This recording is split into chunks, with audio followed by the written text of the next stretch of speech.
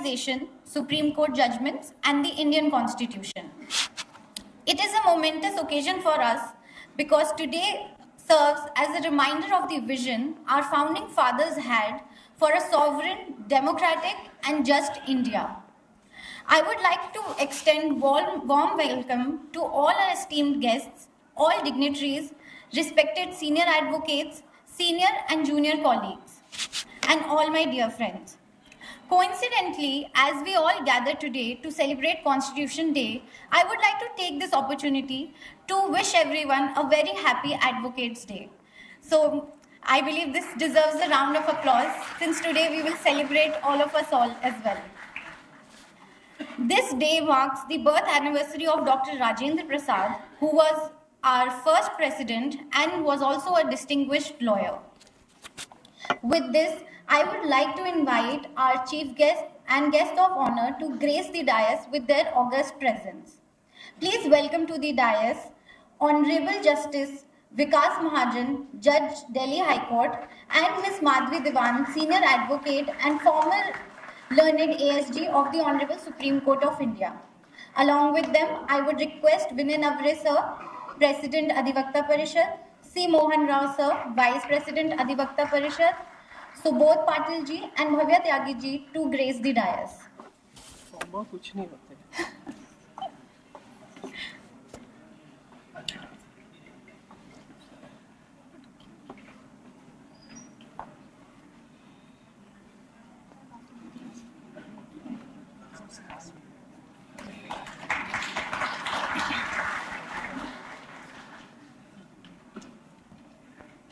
Now I would request all distinguished guests to inaugurate and commence today's function by lighting the auspicious lamp.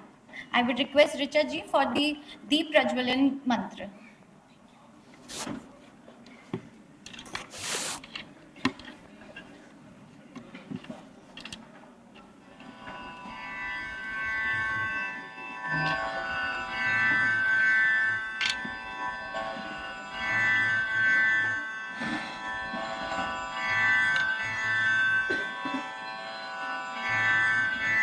दीप ज्योति परम ज्योति दीप ज्योति जनार्दनः दीपो हरतु मे पापं दीप ज्योतिर्नमोस्तुते शुभं करोतु कल्याणं आरोग्यं सुख संपदः द्वेष बुद्धि विनाशाय आत्मज्योति नमोस्तुते आत्मज्योतिः प्रदीप्ताय ब्रह्मज्योतिः नमोस्तुते ब्रह्मज्योतिः प्रदीप्ताय गुरुज्योतिः नमोस्तुते.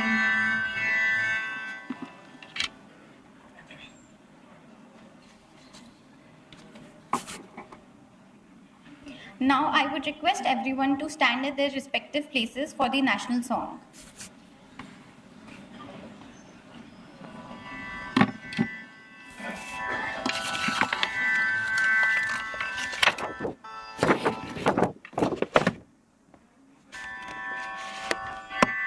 Vande Mataram, Vande Mataram, Sujalam Sufalam, Malayaj Sheetalam, Sasya Shamalam Mataram, Vande Mataram, Shubhra Jyotsna पुलकितयामिनी पुल्लकुसुमिता द्रुमदलशोभिनी Suhasini सुमधुरभाषिणी सुखदां वरदां मातरं वन्दे मातरं कोटि कोटि कण्ठ कन कन विनाद करले कोटि कोटि भुजै धृत खर करवाले अब ना के न मात बने बाहुबलधारिणी नमामि तारिणी रिपुदलवारिणी मातरम् वन्दे मातरम्। तुमि विद्या तुमि धर्म तुमि हृदि तुमि मर्म त्वं हि प्राणः शरीरे बाहुते तुमि मा शक्ति हृदये तुमि मा भक्ति तुम्हारे प्रथमा घड़ी मंदिरे मंदिरे वन्दे मातरम्। त्वं हि दुर्गा दश प्रहरण धारिणी कमला कमलदल विहारिणी वाणी विद्यादायिनी नमामि त्वां नमामि कमला अमला अतुला सुजला सुफला मातरम् वन्दे मातरम्। श्यामला सरला सुस्मिता भूषिता धरणी भरणी मातरम् Vande Mataram Vande Mataram.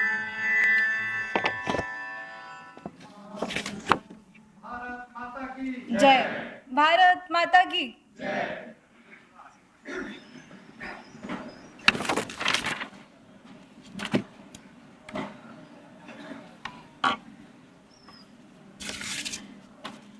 Before moving forward with our program, I would like to thank other dignitaries also who are present with us here. D. Bharat Kumar sir, Jaideep Roy sir, Shri Hari Borikar ji, who is our Sangathan Mantri North Zone, Mr. Vikramjit Banerjee sir, learned ASG, Santosh Kumar sir, Patabhi Ram sir, and KL Janjani sir. With this, and Archana Pathak Dave ma'am, who is also learned ASG. With this, I would request Shri Vinay Navre sir, President Adhivakta Parishad, to give a brief introduction of our Adhivakta Parishad.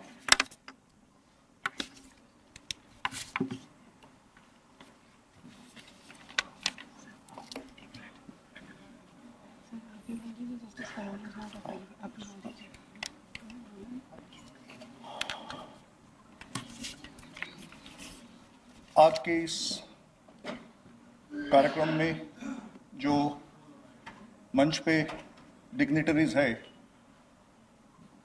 Justice Vikas Mahajan, the learned judge of the Delhi High Court, my friend Madhavi Divan, senior advocate and who has been the additional Solicitor General of India for a while, my colleague, senior advocate Mr. Rao, and other dignitaries on the dais.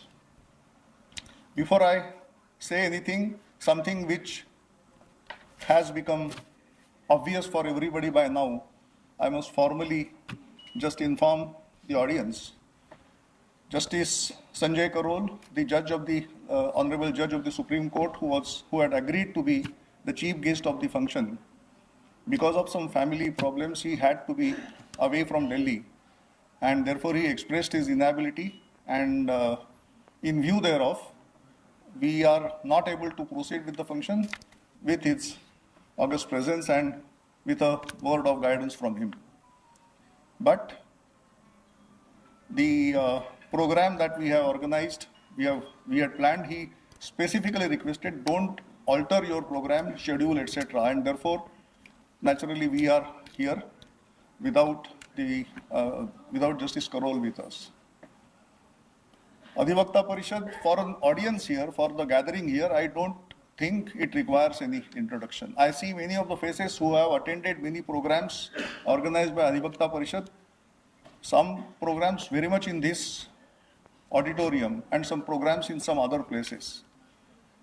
Adhivakta Parishad, founded in 1992, has been an organization or a forum of advocates who are, I can say, dedicated to the cause of nationalism.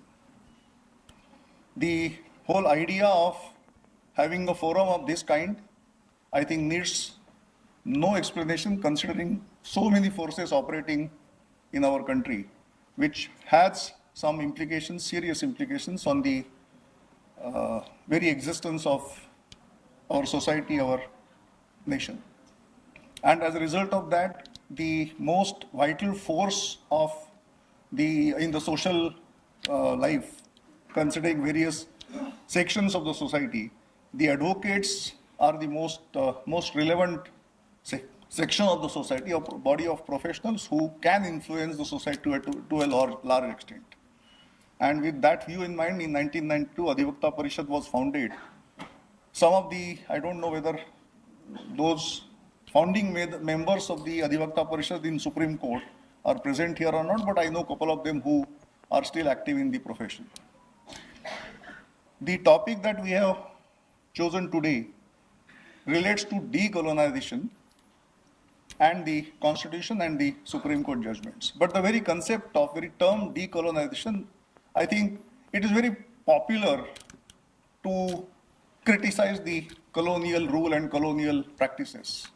When we say decolonization, we just try to say no to that colonial impact, colonial influence. But all said and done, that's not going to be enough. I think there are some used when we became independent. At that time, independence was one such term, Swatantra was another term, but Swatantra Bharat, स्वतंत्र में जो खुद का एक तंत्र है, अपनी एक मेथड है, अपनी एक सिस्टम है, वो स्वतंत्र में जो व्यक्त होता है, वो perhaps it doesn't really properly expressed in that independence or swatantra. So when we say decolonization, it is not just saying no to something which was in existence because of the colonial Raj, colonial rule. Then what next? Do we intend it to be a Navanirman? I think for a nation which has the existence, the culture, the tradition of thousands of years, those who say that we need a Navanirman also are in the misdirected position. We already had something in our system. We already had something in our society. We already had something in our culture, our traditions. The question is only of just finding those roots, making them relevant today, and trying to operate them in the modern context. Decolonization, therefore, may not be just a one-line process or a one-side process. It's also supplementing the void that is created as a result of the idea of decolonization also needs to be filled with a very relevant and very useful kind of ideas, concepts, and systems. I think today's dignitaries who will be speaking on the subject may be able to guide much more and in a better way to this audience. For the present, I take your leave and thank everybody of the audience here for making them present here for this wonderful evening. Thank you very much.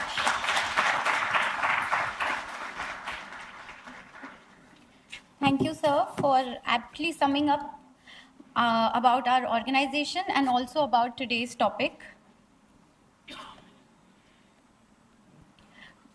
Now I would request Mr. Gautam Singh and Mr. Alabhya to please come on the stage and felicitate our chief guest, Justice Vikas Mahajan, Judge Hon'ble Delhi High Court, with a shawl and memento.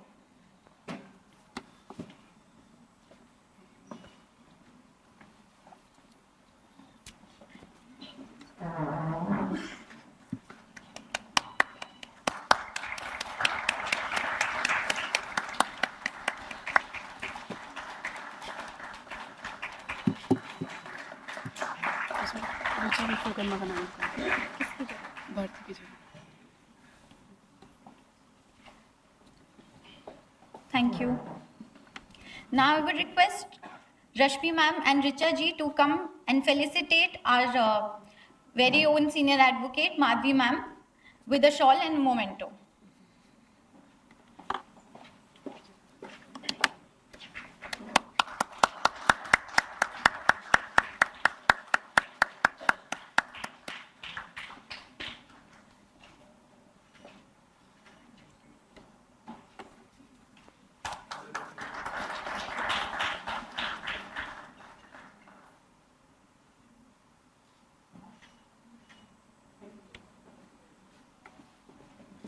Thank you. I would also like to welcome Mr. Jivesh sir, who is Secretary, High Court ADVP Unit. I would welcome sir here. Though our esteemed guests need no introduction, but as a matter of a ritual, it is our honor to formally introduce them to you all. I would request Bhavya ji to come and introduce Madhavi ma'am for all of us.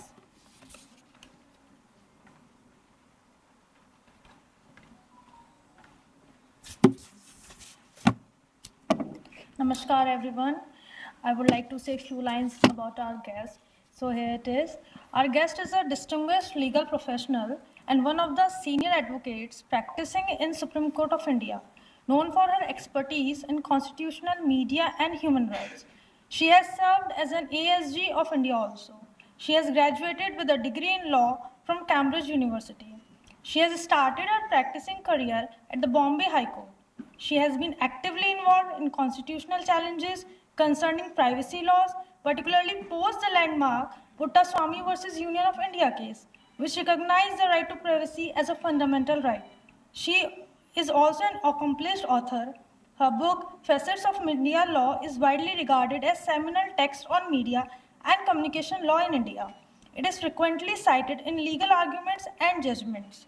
Lastly, she is celebrated for breaking barriers as a woman in a field traditionally dominated by men. She is a vocal advocate for gender diversity and equality in the legal profession.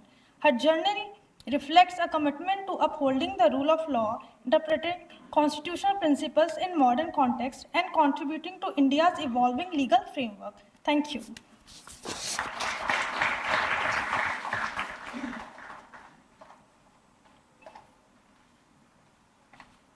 Now I would like to hand over the mic to Madhavi ma'am.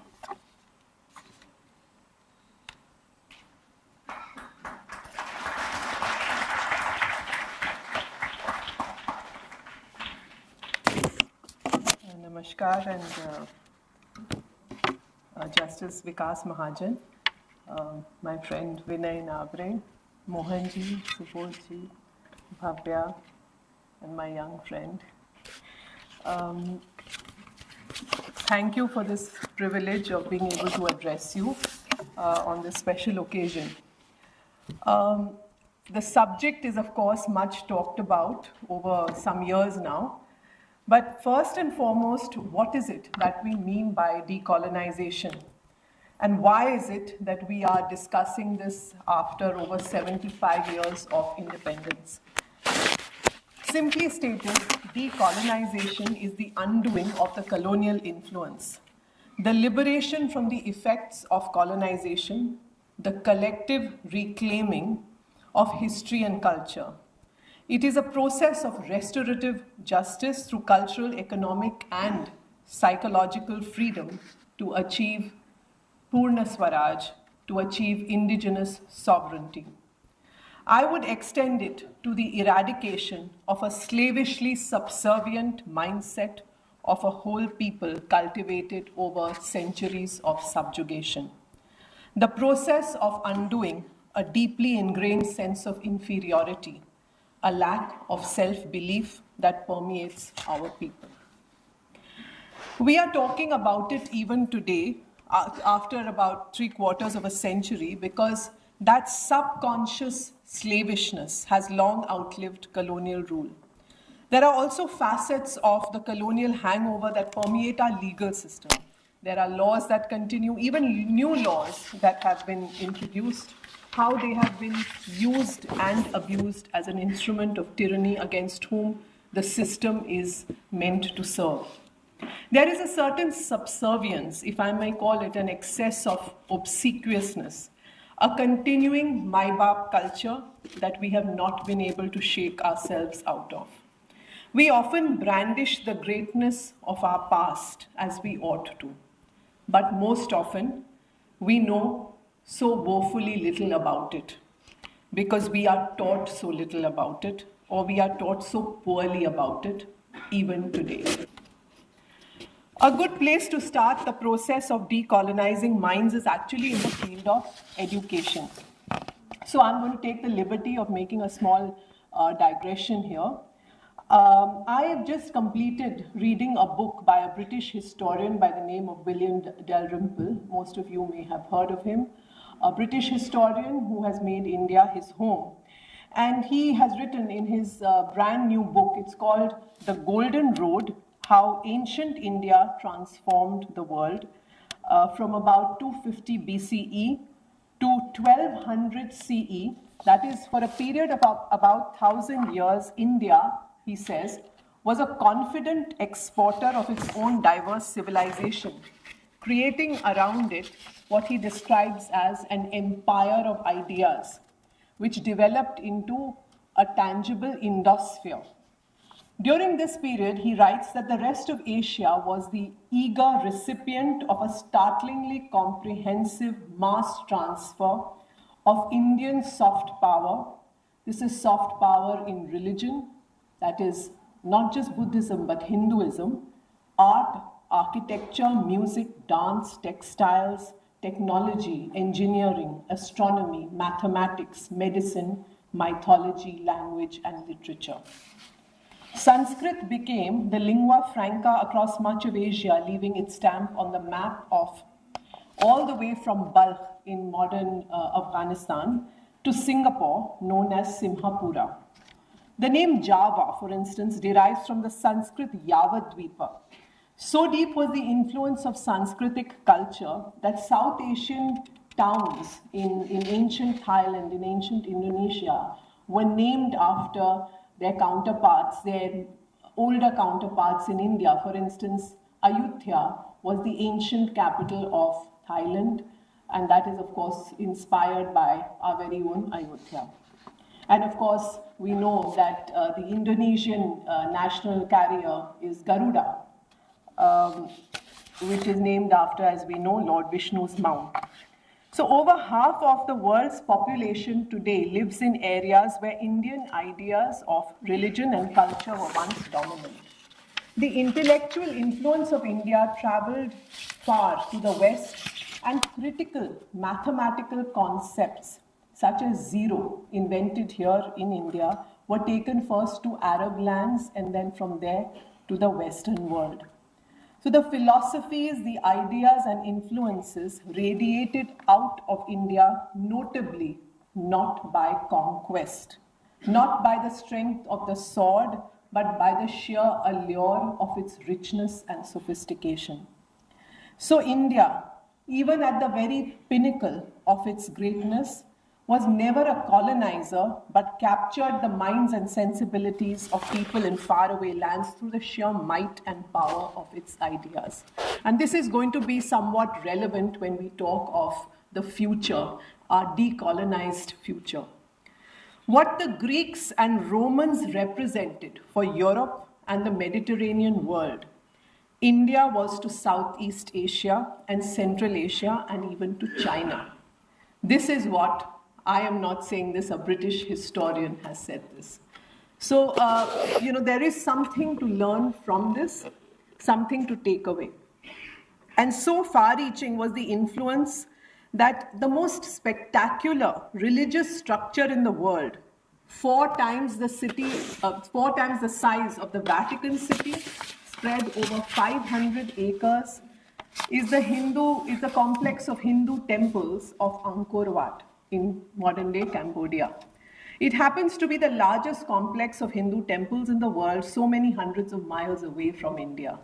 And likewise, the greatest and most complex Buddhist structures in the world are in Borobudur in Java, and that was the extent of the geographical, religious, cultural influence of India, all without colonization.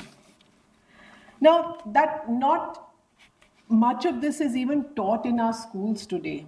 It's a great shame.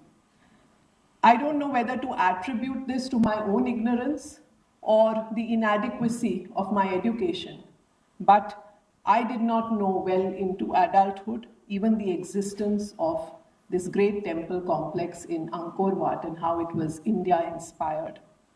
Likewise, as a student of literature in Delhi University back in the 90s, I studied for an honors degree in literature.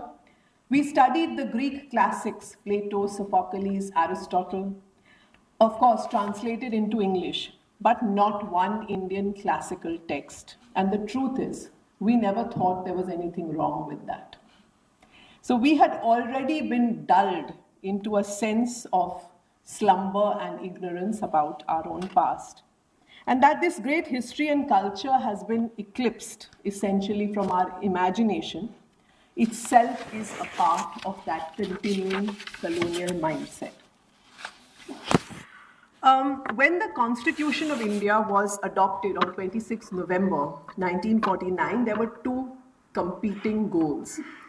One was a very futuristic vision, a quantum leap into the future, into a modern future for India.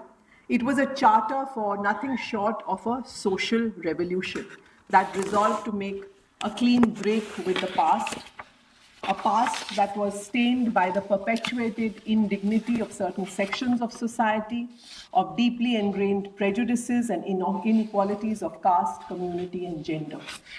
The Constitution ushered in unprecedented socio-political transformation in India. Untouchability was formally abolished by the Constitution. Public places were thrown open to all regardless of caste, gender, identity. Titles conferred during the British times were abolished in an attempt to create a classless society. The Constitution sanctioned reservation or affirmative action for historically marginalized strata of Indian society. Universal adult franchise was introduced, and every Indian citizen, man and woman, got the right to vote, regardless of their educational qualifications or their property rights. Independence was followed by a radical legislative transformation. The backbone of colonial support in India had been the Indian princes, the landlords, the upper castes, and it was the latter who largely populated the Indian civil services. Legislative reform changed all of this. Landlords lost much of their lands in the land reform program that followed independence. Princes lost their authority to rule, and as we know later, their privy purses. Upper caste also could not compete for more than 50% of seats in educational institutions. The Hindu Code Bill was introduced, making far-reaching changes to the personal law of Hindus. So this was essentially that aspect of the social revolution, making a clean break with the past, trying to strive to eradicate everything which we believed had kept us back as a society. But then there was another aspect to the Constitution, and that was a status quoist facet of the Constitution. And it seemed that this was really driven by a certain compulsion to maintain continuity. The competing agenda, that is competing with the agenda for social transformation, was the agenda to keep things stable, to keep a sense of continuity, not to upset too much. And one was, of course, because there were so many challenges which India faced at that time. We were in a very fragile state. One was the very challenge of political unification, because as we know, 565 princely states, most of which came to the share of India, the absolutely unenviable task that we owe, of course, to Sardar Patel, to have unified India and brought it under a single geographical whole. There were also the fresh wounds of partition, the untold communal carnage, the uprootment which had never been known in history before. So these were all the really challenging the new challenges that the new republic had to face.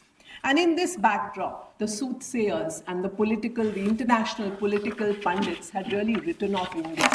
They had already written our requiem, saying that this is not going to last for very long at all. And while today, as we look back, having grown up in decades much, much later, it all looks so natural. India seems like one seamless whole. But the point is that at the time, it was nothing short of a miracle, the fact that we all came together. Therefore, there was this seeming compulsion at the time to keep the flock together, to keep a certain sense of status quo and to provide stability. And therefore, there are substantial portions of the Constitution, for example, the distribution of legislative powers between the Union and the states, the power to proclaim an emergency. We know how this was brandished 25 years later. All of this was inspired by the Government of India Act of 1935. In fact, at the time there was grave criticism that the Constitution was a mere copy of the 1935 Government of India Act, and there was an accusation of colonial continuity even at the time.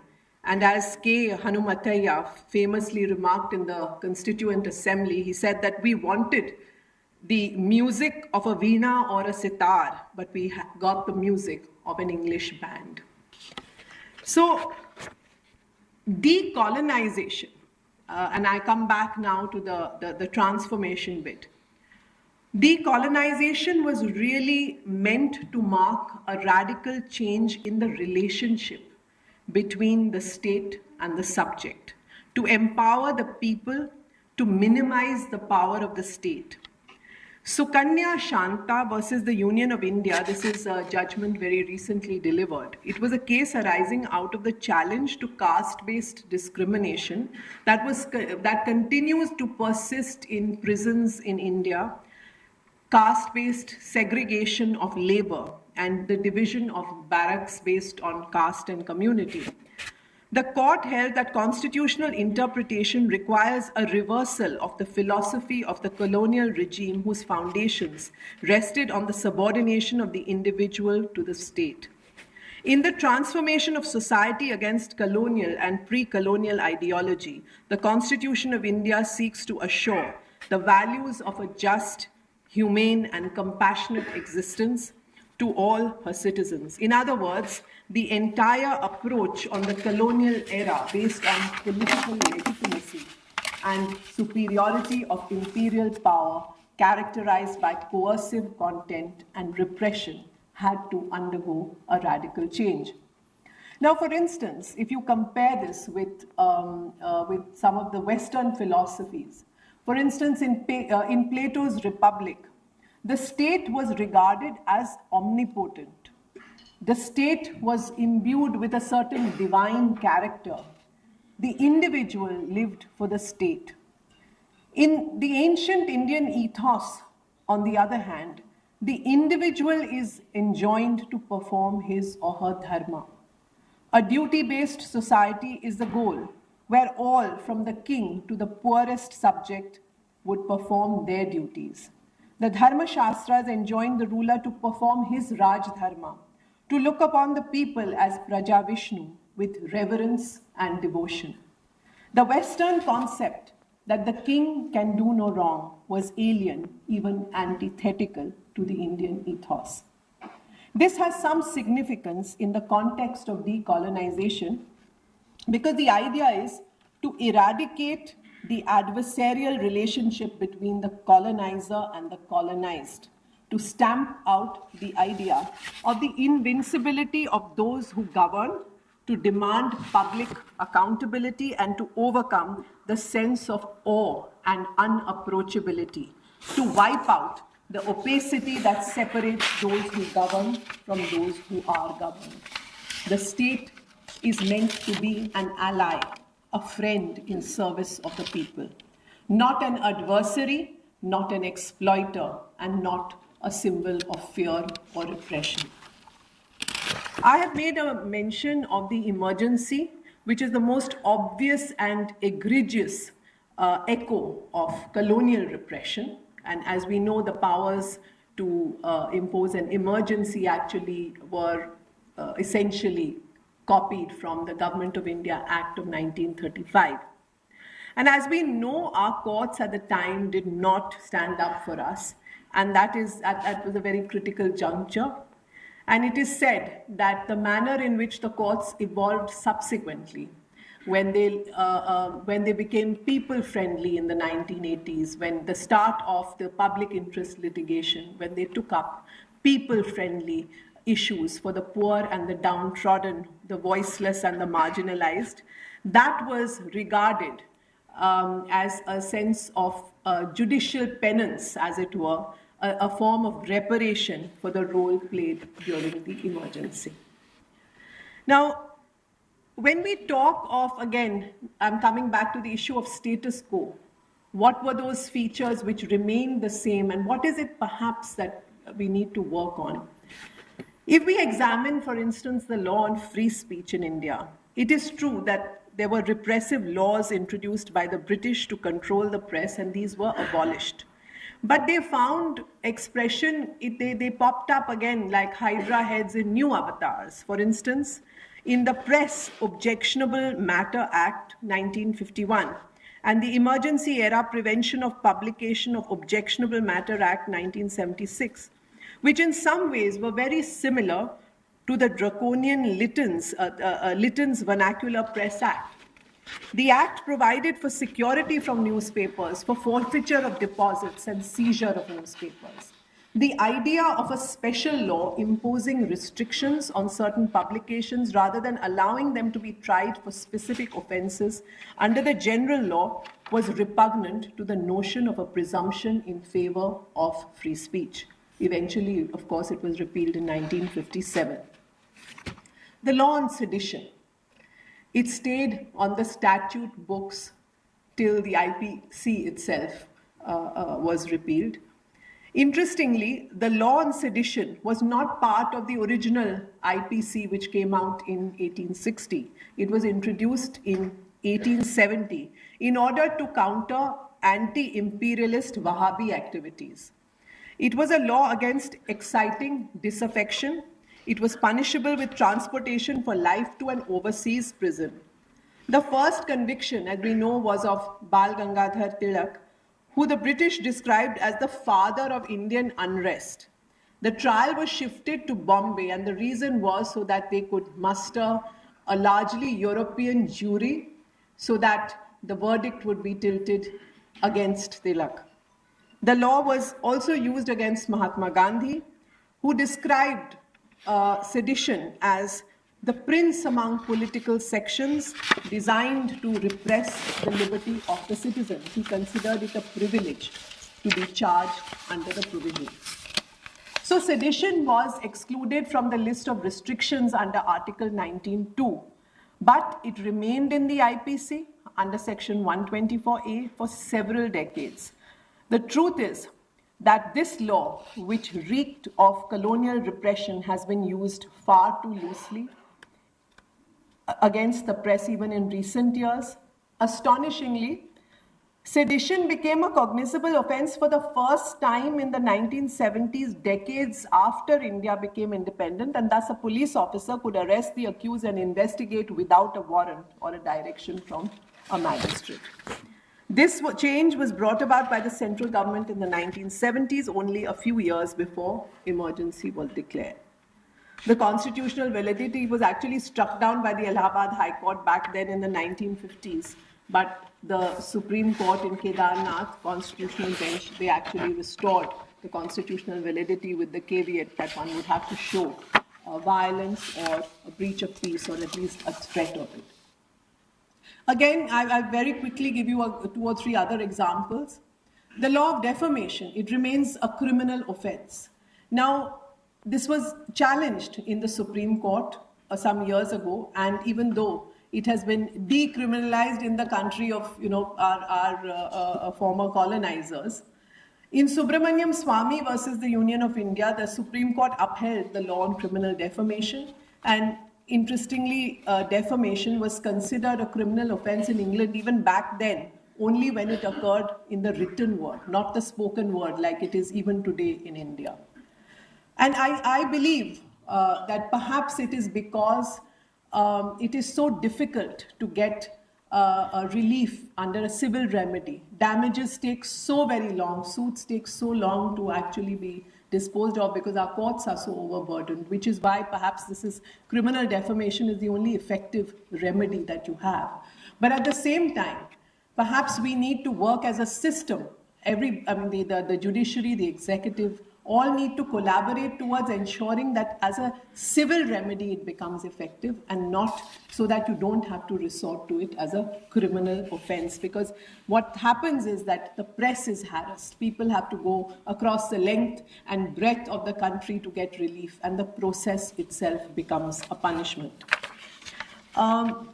Likewise, I think there's a lot of debate on whether the law on contempt of court is a very anachronistic and outdated the scandalizing the court, that whole concept is now gone in England. So we still suffer from the colonial hangover. Criminal defamation, it's all decriminalized in the country of where we got it from, but we continue. And perhaps in that regard, I wonder sometimes, is our system more loyal than the king? Again, Hicklin's test. Lady Chatterley's lover got away in England, but here there was a conviction. The old and outdated Hicklin's test, which judges a publication on the basis of the most perverted mind, the most immature adult, that test stood the test of time in India till 2014, Avik Sarkar. So this is very problematic. That mindset has kind of just remained and dragged on for a long, long time. Again, the Victorian laws like adultery. Finally, Joseph Shine in about 2018, it struck down the law because women were treated as chattel under that provision, which lasted much too long. And likewise in Navtej Johar. Now, one point that I want to make on the new criminal law, and this is a point on gender. There is this provision, this expression which occurs repeatedly. It occurred in the IPC, it occurs even in the new criminal law. It is about outraging the modesty of a woman, insulting the modesty of a woman. Now, this concept of modesty, it's again a very Victorian era expression. And I think it does a great disservice to women when you talk of women in those terms. It's an issue of consent or no consent. Modesty is regarded as something, and it has been interpreted by our Supreme Court. It's chastity, purity, and it's meant to portray a certain timid, submissive, demure nature in contradistinction with a man who is regarded as macho, strong, tough, outspoken. So this is perpetuating certain roles, certain societal expectations that she is the protected and he is the protector. So these are notions which perpetuate gender roles, patriarchy and misogyny, and I think it is high time we do away with them. The British certainly do not have any provisions anymore, but we do not seem to see how offensive this can be. There are very quickly, a couple of points on this. The UCC, for example, it was left in the directive principles of state policy, and again, this was controversial at the time. Now, the UCC was meant to be really an erasure of disparity, particularly for women, who will be perhaps the greatest beneficiaries of a UCC. So whether it is on marriage and divorce or inheritance, it's really a feminist agenda, really. That's the way I would see the Uniform Civil Code. But it's something that was dragged on, and it has now dragged on for 75 years. We still do not have a uniform civil code.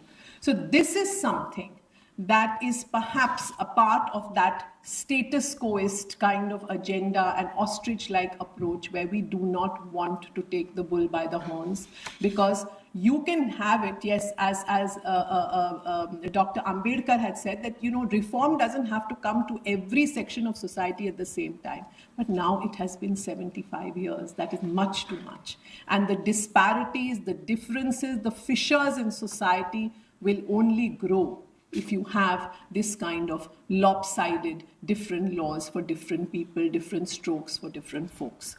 So that is very problematic. Likewise, the manner in which minority institutions have been treated by particularly the Supreme Court, it's problematic because while you want to enable minority institutions to flourish, it should not be at the cost of majority institutions. It can't become a punishment. There can't be such excessive restrictions on majority institutions, so much so that people are vying with one another to find some kind of minority status. So this is, a perversion. Likewise, people are vying for caste certificates, and there's a whole jurisprudence, particularly in Maharashtra, where on cancellation of caste certificates. So this is a real perversion. This is something we really need to shake ourselves out of. Now, I will, a very short paragraph to conclude. There is more to the task than undoing just the past, because courts are meant to be accessible to the public, to serve those for whom they exist.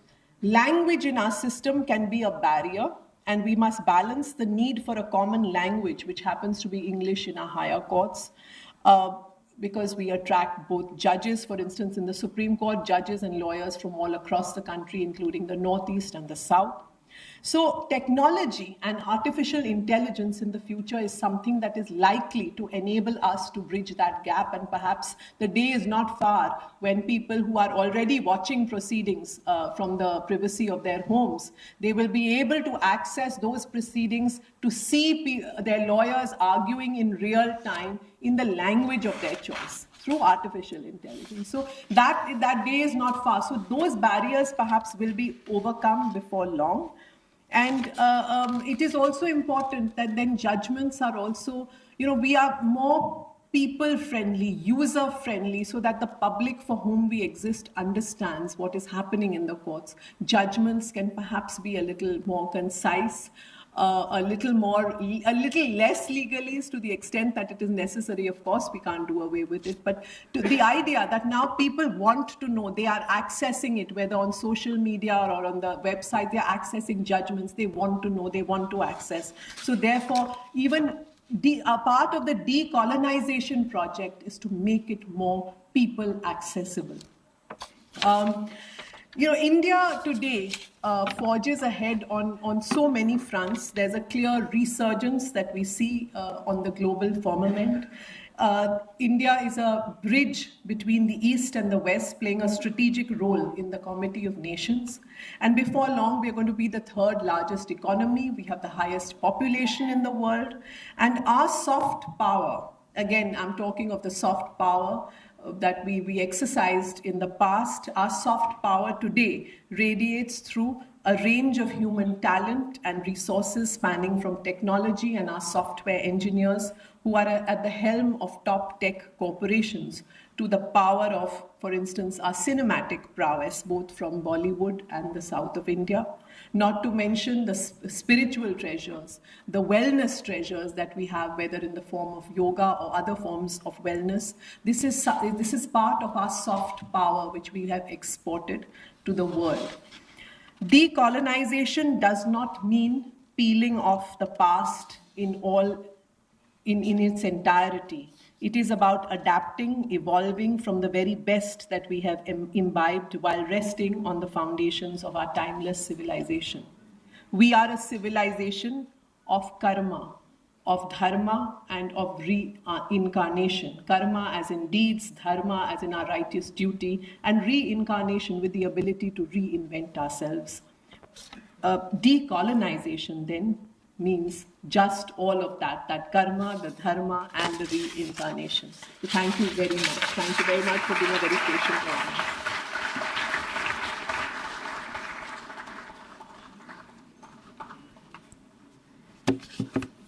ma'am, for illuminating us on the topic. Your personal anecdotes were a refreshing take on the topic, and your take on the present, past, and a certain future is also something that was enlightening for us. Moving forward, I would like to call Bhavya ji to introduce our chief guest for today, Honorable Mr. Justice Vikas Mahajan, Judge Honorable Delhi High Court.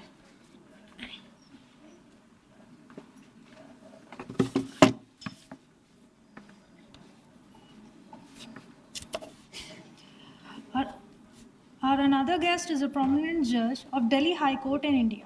He was appointed to the position on March 28, 2023 after a distinguished legal career as an advocate. He received his bachelor's degree in law from Himachal Pradesh University, Summer Hill, Shimla in 1992. Known for his expertise in civil, criminal, and constitutional law, Justice Mahajan built a strong reputation for his sharp legal acumen and dedication to justice. Enrolled with Bar Council of Delhi in 1992 and practiced before the Supreme Court of India, the High Court of Delhi, and other fora, and has conducted cases related to civil law, criminal law, service law, and etc. He was appointed as a Central Government Standing Counsel in July 2014 and continued till his designation as a senior advocate by the High Court of Delhi in March 2021. Served as an additional Advocate General for the state of Himachal Pradesh in the Supreme Court of India from May 2028.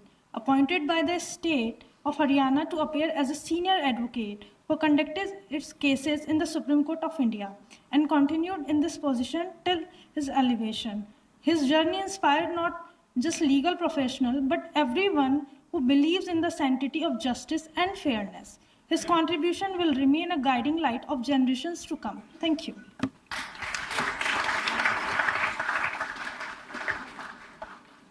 With this, I would like to hand over the mic to Sir.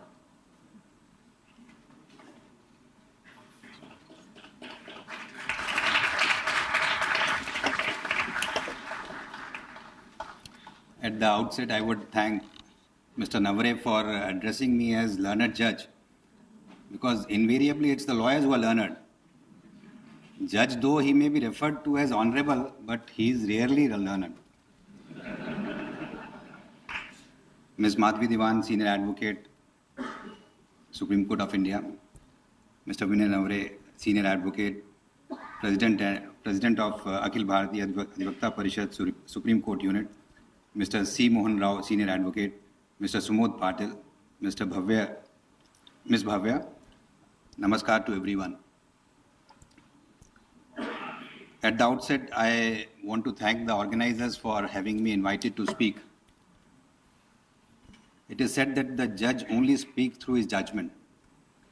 He rarely gets a chance to speak his heart out.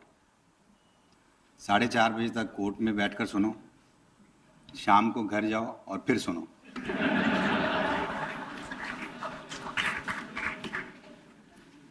So a big responsibility has come on me to address the esteemed gathering on a topic that is as relevant as it is profound: decolonization, Supreme Court judgments, and the Indian Constitution. The topic is central to the evolution of modern India, and the subject compels us to reflect on how far we have come in redefining governance, reclaiming our identity, and dismantling the remnants of colonial rule, both in our legal and societal frameworks. It is important to understand that this topic is not merely a part of legal or academic discussion. It is about the reclamation of our identity as a nation, the values that we stand for, and the systems we aspire to uphold. When we talk about decolonization, we are referring not just to formal end of British rule, but to the ongoing process of removing the colonial imprint from our laws, institutions, and even mindsets. Decolonization is about self-determination. It is about retrieving our sovereignty, not just politically, but socially, culturally, and legally. India's independence marked the end of colonial rule, but it did not immediately erase the colonial structures, systems, and laws that had been deeply entrenched in our governance and legal frameworks. The legacy of British colonial rule in India is a complex tapestry woven with threats of exploitation, resistance, and resilience. While political independence was achieved in 1947, the process of decolonization continues to this day. The Indian Constitution is a remarkable document that enshrines the principles of justice, liberty, and equality, has been a powerful tool in this ongoing journey. The Constitution of India, which came into force on January 26, 1950, was a deliberate and monumental effort to redefine our legal and governance systems.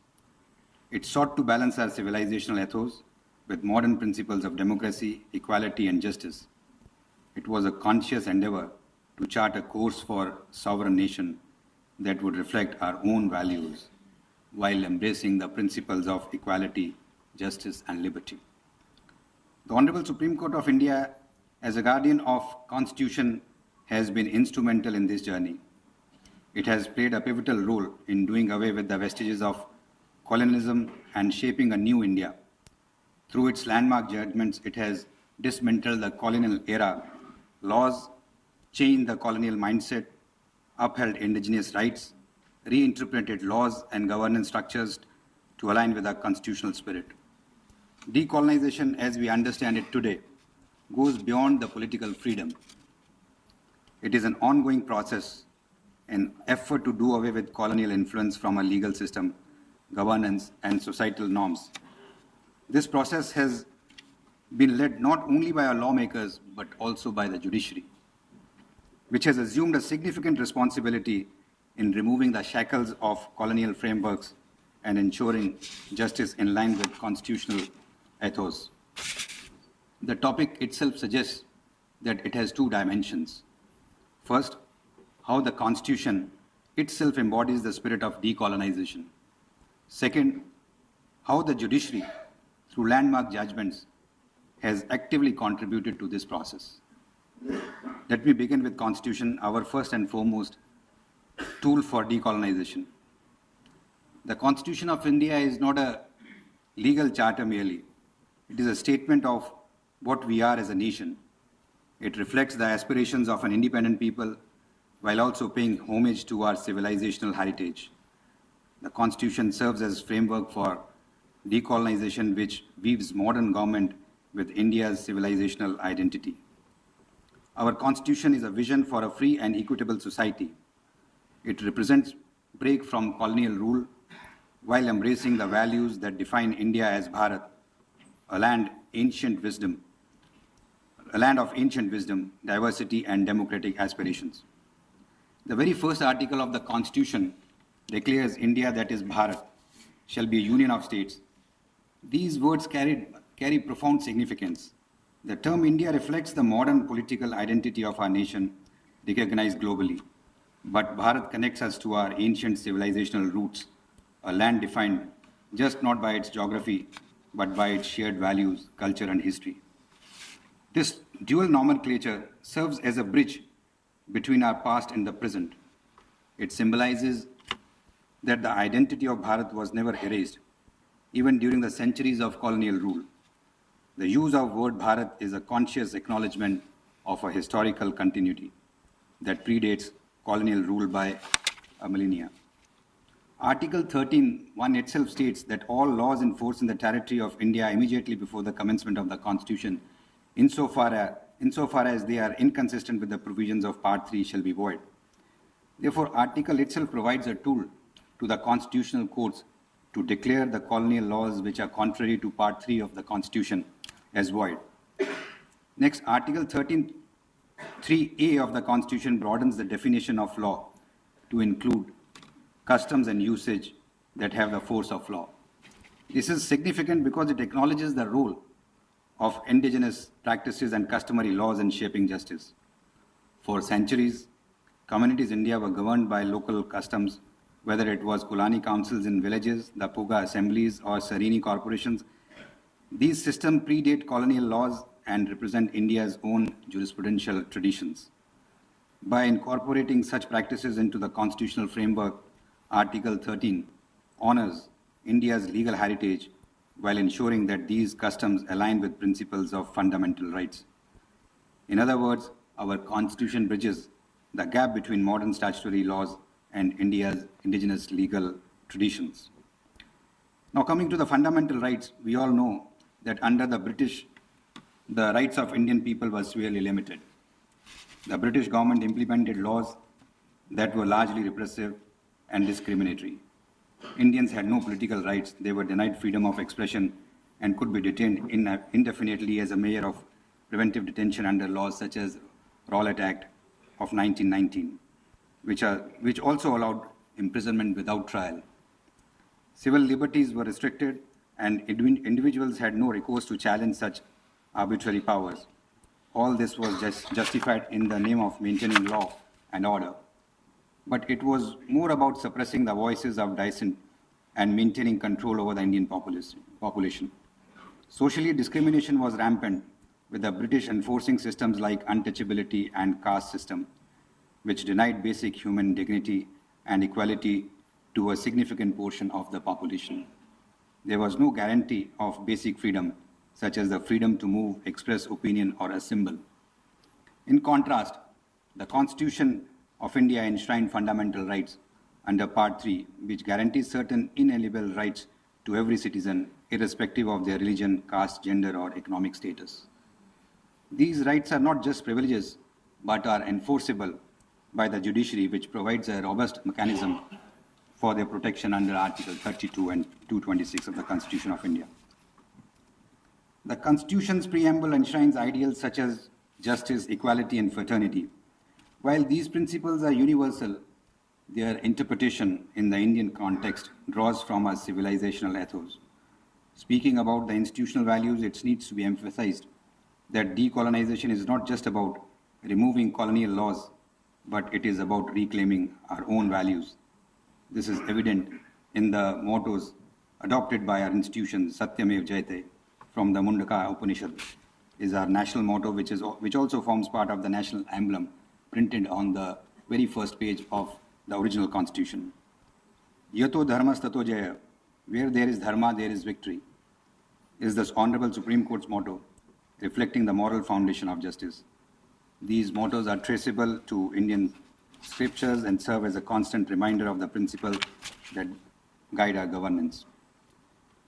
Also, the directive principles of state policies draw inspiration from the ideals of justice, equity, and social welfare inherent in Indian philosophy.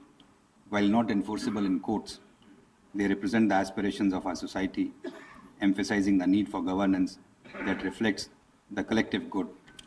Likewise, Panchayati Raj, under Part 9 of the Constitution, empowers local self-government institutions, recognizing the importance of grassroots democracy. It is a significant step towards decentralization of power and a departure from the centralized top-down approach of the colonial era. Coming to the next dimension, that is judgments of the Honorable Supreme Court, I would say that the judiciary has played a central role in India's journey of decolonization. The Honorable Supreme Court has acted as a catalyst for change and emerged as a powerful force in dismantling colonial legacies. Through landmark judgments, it has addressed colonial era laws, upheld indigenous rights, and redefined governance structures. It has challenged the colonial legal framework and upheld the principles of justice, equality, and liberty. When I speak of breaking of shackles of the colonial era, the case of Bandhuva Mukti Morcha, the Union of India, and others immediately comes to the mind. So this pertains to Article 23 of the Constitution of India. Article 23 of the Constitution prohibits forced labor practiced by anyone. Though this article was introduced in the Constitution in 1950 itself, but the enactment which came to be passed by the Parliament by the name of Bonded Labor System Abolition Act came only in 1976. In this case, the petitioner was an NGO who, after making a survey of the area near Faridabad, where a lot of people were kept as a bonded labor in the quarries, filed this petition. The Honorable Supreme Court emphasized that states' duty to ensure the dignity and freedom of workers. It called for effective enforcement of laws prohibiting bonded labor, underscoring the need to rehabilitate victims. This approach aligned with the broader goals of decolonization by striving to dismantle feudal and colonial system of forced labor that persisted post-independence. Not just recently, but in the past as well, the Honorable Supreme Court has been actively involved in decolonization. One such instance is in the case of Mithu Singh versus State of Punjab. This is of 1983 vintage. At that time, Section 303 of the IPC imposed a mandatory death penalty for the life convicts who committed murder. This colonial era law was specifically designed to protect British jail officials from attack by Indian prisoners. The Honorable Supreme Court declared it unconstitutional, reaffirming that justice must align with the principles of equality and fairness. Prakash Singh versus Union of India of 2006 is a significant judgment in the context of decolonization because it directly addresses the colonial legacy of policing in India. Under British rule, the police force was primarily designed to maintain order through control and repression, not to serve as a democratic institution that protected citizens' rights. After India gained independence in 1947, the same police structures remained largely intact, and many of the issues related to abuse of power, corruption, and lack of accountability continued. By ordering reforms, the Supreme Court sought to shift the police force towards a model that was more aligned with democratic values and the rule of law, moving away from colonial era.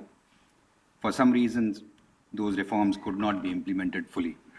Undoubtedly, every police personnel work under tremendous pressure. It is a 24/7 job for them.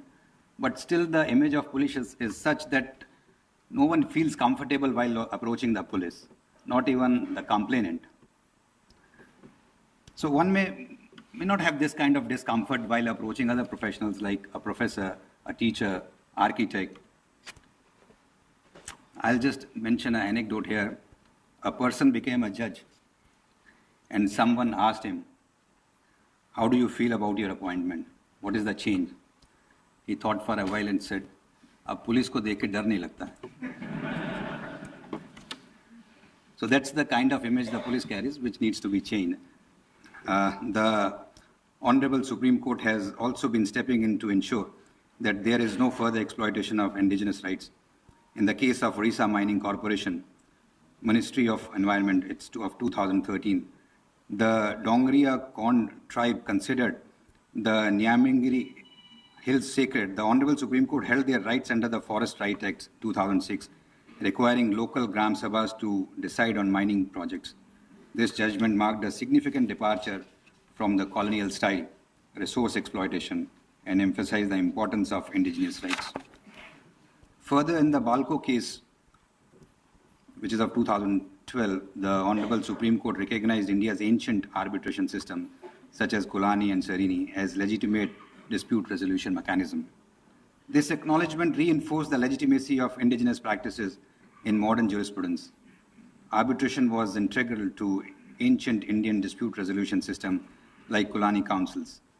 The court's acknowledgement of these systems as legitimate reinforces India's legal heritage predating colonial systems. On the aspect relating to governance, the Honorable Supreme Court in S.R. Bommai versus Union of India in 1994 curtailed the misuse of Article 356, which was rooted in colonial emergency provisions, as mentioned by Ms. Divan. The judgment emphasized federalism and democratic accountability, moving away from colonial control mechanisms. In recent past, the Supreme Court order in SG Wambatkere versus Union of India has suspended the sedition law, highlighting its colonial origin and continued misuse. Introduced in 1870 to suppress dissent against the British, the law allowed imprisonment for criticizing colonial rule, silencing figures like Gandhi and Tilak.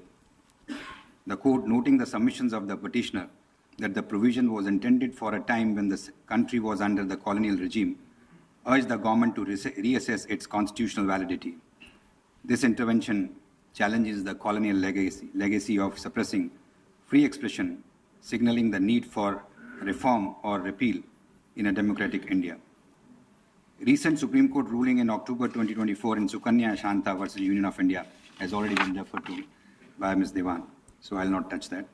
So these are few cases which I wanted to mention, but of course the list is endless. To conclude, I would say that decolonization is just not a historical project. It is an ongoing journey of rediscovery. It is about dismantling colonial legacies, embracing our indigenous systems, and aligning our governance with India's constitutional principles of equality, justice, and dignity. The Constitution and the judiciary have been instrumental and at the forefront of this transformation, ensuring that our legal system reflects our civilizational ethos while addressing the challenges of a modern society. While significant progress has been made, the process of decolonization is far from complete. Challenges such as caste discrimination, gender equality, and economic disparity continue to plague Indian society. Decolonization is not merely about breaking shackles of colonial institutions. It is about redeeming our cultural heritage, reimagining our future, and building a nation that is truly independent and sovereign. As we celebrate 75 years of Constitution, let us reaffirm our commitment to this process. Let us ensure that Bharat continues to thrive as a nation deeply rooted in its tradition and cultural heritage, yet boldly marching towards a future of justice, equity, and freedom in every sense of the word. Thank you so much.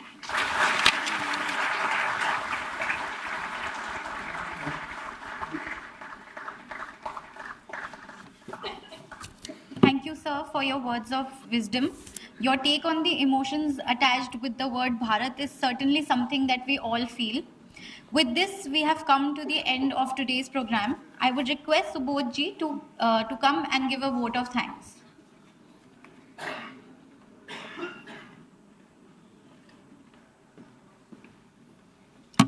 Namaskar everyone. I'm here to give vote of thanks. I'm honored and privileged to give this vote of thanks for today's program. The program was insightful on the occasion of Constitution Day. The topic for the discussion was decolonization, Supreme Court's judgment, and the Indian Constitution. First and foremost, I would like to thank and extend my heartfelt gratitude to our distinguished chief guest, Honorable Mr. Justice Vikas Mahajan, sir, for his insightful thoughts on today's topic. So when you say that when you associated decolonization with the sovereignty, that has really made us think and understand the importance of decolonization itself, because sovereignty is very important for a nation, and therefore we'll have to certainly think about it and look into this aspect. We have also highlighted the importance and values of ancient Indian culture so far as decolonization is concerned. This also shows that how culturally rich we were and we are, and how much it is required in today's time. So you have also given us a roadmap to achieve the decolonization through Article 13 of the Constitution. You also used the term Yato Dharmas Tato Jaya, which is also the Supreme Court's anthem, we can say. And the same thing was used by Madhavi ma'am also, when she said she has associated the decolonization with dharma. So basically dharma is associated with decolonization, and that is also Supreme Court's motto. We have also highlighted Supreme Court's various judgments on the topic. This also shows, by various examples cited by you, sir, we have understood that Indian legal history is not 100 or 200 years old, but we can trace it decades, centuries back.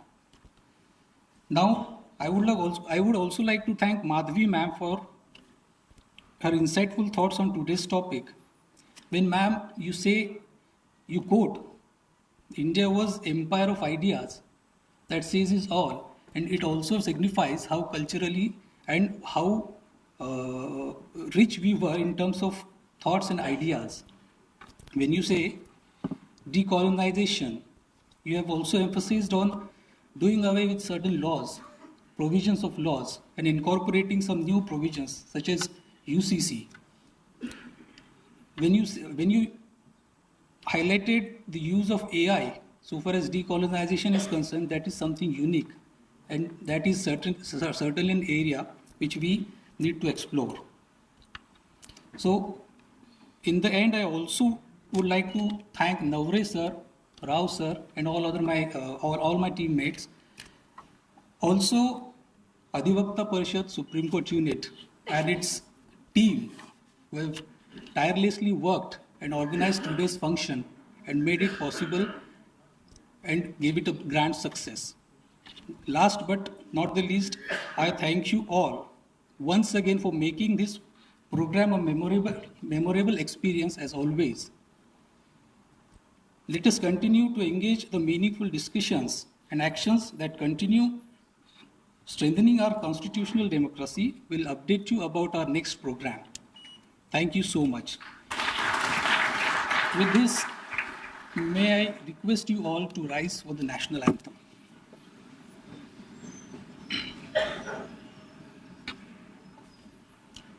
जनगण मन अधिनायक जय हे भारत भाग्य विधाता पंजाब सिंध गुजरात मराठा द्राविड़ उत्कल गंगा विंध्य हिमाचल यमुना गंगा उज्जल जलधि तरंगा तव शुभ नामे जागे तब शुभ आशीष मागे गाए तब जय गाथा जनगण मंगलदायक जय हे भारत भाग्य विधाता जय हे जय हे जय हे जय जय जय जय भारत माता की जय वंदे मातरम। Thank you.